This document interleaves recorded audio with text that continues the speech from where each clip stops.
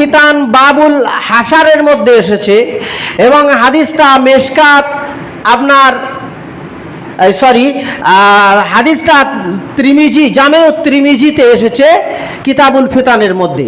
কি হযরত মিকদাদ রাদিয়াল্লাহু তাআলা আনহু বর্ণনা করছেন, কিয়ামতের ময়দানে সূর্য 1 মাইল উপরে চলে আসবে। 1 মাইল উপরে চলে আসবে। এই 1 মাইল উপরে চলে আসার ফলে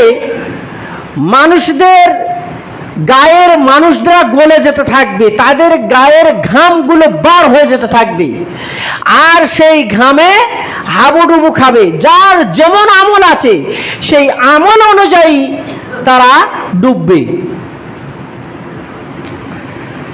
এখানে একটা কথা উল্লেখযোগ্য, আমি আপনাদের দৃষ্টি আকর্ষণ করতে চাই। এই প্রচন্ড গরমে